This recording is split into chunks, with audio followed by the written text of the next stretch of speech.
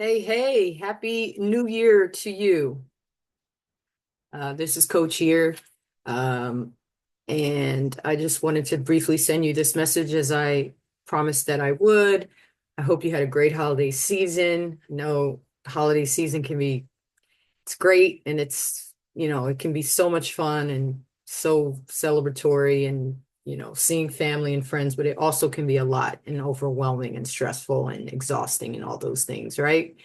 So I hope you had a good one and are ready to refocus and get um, get ready for an amazing 2025. So there's just a few things that I wanted to go over as we begin this year, and it was just too much to text. So I figured it's easier to do a video for you. And I kind of teased it in my last message to you, but um, just the importance of clarity, right? As you approach your goals. So I just briefly want to say something about goal setting and setting intentions because that's really important to do.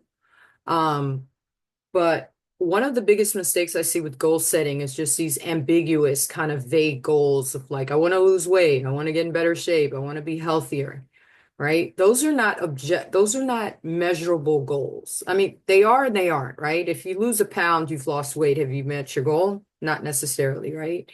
If your blood pressure is, 200 over 150 and it comes down to 180 over 130, you could perhaps say you're healthier, but is that your goal? Perhaps not.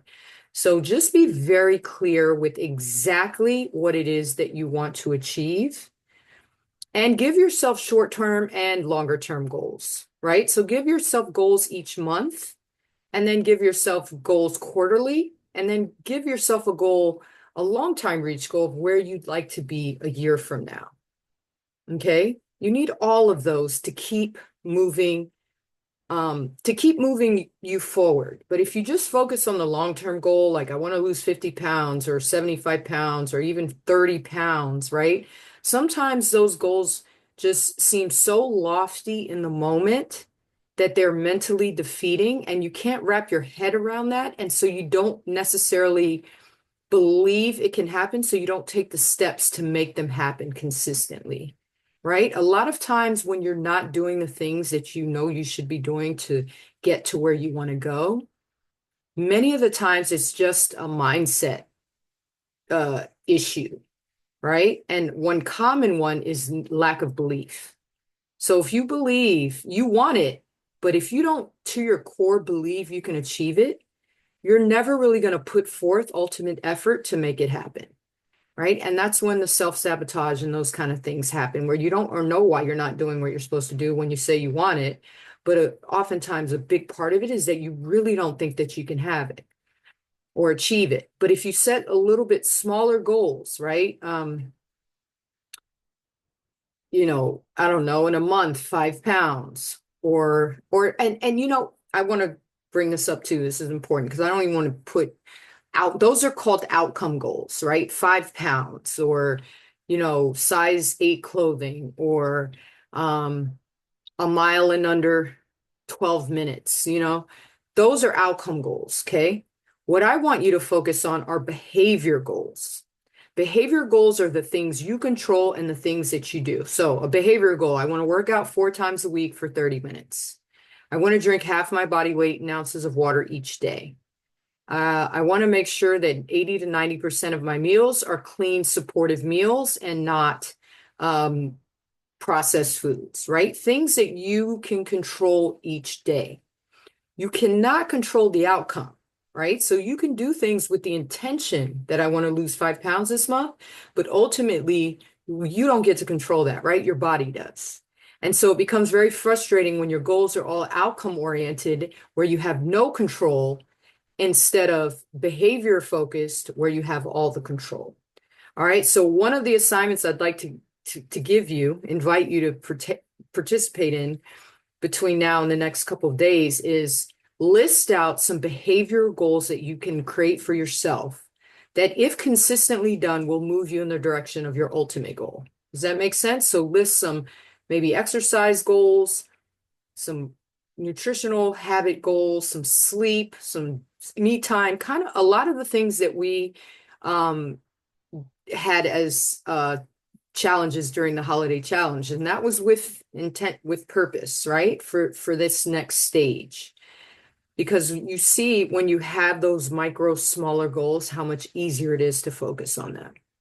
All right. So please do that. And then there's just a couple other three quick things that I want to really say as we embark on this new year, which is, New Year's are always fun because it feels like a fresh start, even though it's really just another day, right?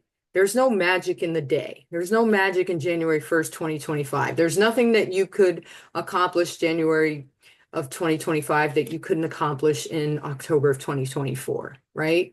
So it's really just a mindset thing, but it's still fun, right? To feel like, okay, I get to start over, but don't think the change in the date is going to shift your mindset, right?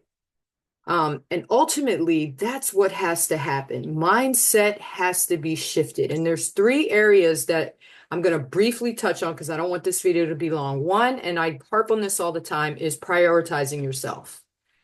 As women, in general, this is not our strong suit.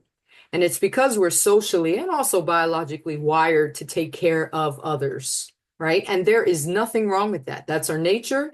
And that is, where oftentimes we feel best. And I'm not saying that should not happen, but it should not happen at the sacrifice of your well-being and your health.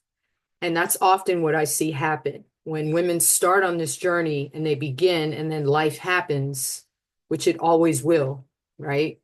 And then you come off track, right? And then that keeps happening until eventually you're so off track and it's hard to get back on. All right. So life will happen and you will sometimes fall off the wagon, as I like to say. But when you make yourself the priority and know that self-care or knowing that the better you feel, the healthier you are, the happier you are, the more confident you are, right? The more vital and energetic you are, the more you're able to give to all those who you want to give to, right? Your spouse, your significant others, your children, your employees, your employers, all the people in your world get more of you when you're your best self. But when you're depleted self, when you're not confident, when you don't have energy and vitality and can barely wake up in the morning and don't want to, you just don't have that zest for life, right? Because you don't feel well, then you're pouring from an empty glass. All right. So prioritizing yourself, I really want that to be a theme for you moving forward in this year. All right. That do not put yourself on the back burner if you've been doing that any longer. You matter just as much as every other important thing in your life. You do not get to play second fiddle. Well, I don't even know whatever that analogy is. You don't get to put yourself on the back burner. Okay. You are the priority. You deserve it and you matter. Number two is that all or nothing mindset. The all or nothing mindset means that you're doing it perfectly or why bother? The most counterproductive and unhealthy mindset to exist, right? Because we're not perfect. This journey won't be perfect. There's nothing that's ever going to be 100%. This is why I always say progress, not perfection. You're striving to get better each day. Some days will be better than others. Some days you'll do all the things and it'll be perfect. And other days you'll do none of the things and it won't be, right? And that's just the way life is. But if you're more often making progress, even if it's just small, little tiny steps, and you're doing it consistently, which is the next point, then you will achieve your goals or at least move in the direction of them. Okay. I too often see women who beat themselves up because they're not doing all the things and they're not doing all the things perfectly. And that's just a recipe for disaster. It is not ever going to happen. And I've been in this industry for a very long time, right? Fitness, wellness, health, all that is it's who I am. It's my identity. And I'm still far from perfect most days. Okay? Every day it's a choice to do better. One day at a time. All right? Every day you decide, I'm going to make today better than I made yesterday. And that's it. And if you keep doing that, you'll move in the direction of your goals. Okay. So let's be easier on ourselves. Let's not beat ourselves up for getting off track. Just get ourselves back on track as quickly as as fast as you possibly can. So you can resume working towards those goals. Progress, not perfection. All right. And then the third one, which I just mentioned, is consistency. Consistency, nothing happens without it. And we live in a quick fix, immediate gratification society and world where we're so used to things happening so fast that we've kind of lost value and respect, for lack of a better word, for things that take time. And this is a journey that takes time, right? I often ask, how long did it take you to get to where you are today? And for most, if not all of you, it's years, right? It's little by little by little, each month, each week, each month, each year. And then you get to this place where you're no longer happy with how you look and feel.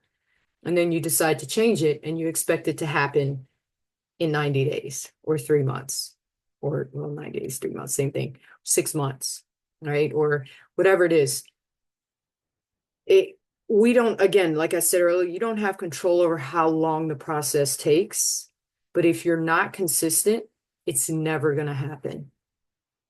All right. And to my previous point of all or none, the consistency doesn't mean that every day has to be the best day, the best workout, the best meal plan, the best, all the things.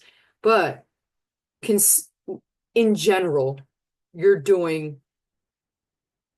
practicing habits consistently that are moving you in that direction. Right. And if you're following a program that is based on science and fact, which V-Shred there's no gimmick to what we're doing here. There's no magic formula, right? This is eating well, moving your body, sleeping well, hydrating, drinking enough water, managing your stress, right? These are the habits that we're trying to embrace, and doing them consistently is going to get you where you want to be. Now, will it be 3 months, 6 months, a year, 18 months? I don't know. And there's no way I can tell you that, or anyone can, because no one knows how your body's going to respond to what you're doing, right? But I do know that if you are not consistent, you are not going to get there. And if you are consistent, you will eventually get there. All right. So those are my 3 areas that I really want you to dial in on in 2025. Prioritizing yourself, focusing on making progress and not getting it perfect, right? It's not all or none. There's a huge gray spectrum, and you can fall anywhere on that spectrum, but the closer you get to the direction of the end of the spectrum that you're trying to move, the better off you'll be. And then the third is you got to be patient, and you got to be consistent as you're being patient. It's a process. Trust it. Okay. Trust me. I hope you do. I have your best interest at heart. The Zooms are so important because that's when we get to dialogue and see what's not working and what we can tweak and change. It's hard to do that without conversation. So stay on top of those monthly Zooms so we can have the conversation, and just keep going. All right. Don't give up. I'm looking forward to a fantastic year, and I hope you are too. And it's a pleasure to be your coach. And I'm looking forward to guiding you on this journey. All right. So I don't have a glass, otherwise I'd say cheers, but cheers to you and cheers to 2025. All right. Until next time, ciao.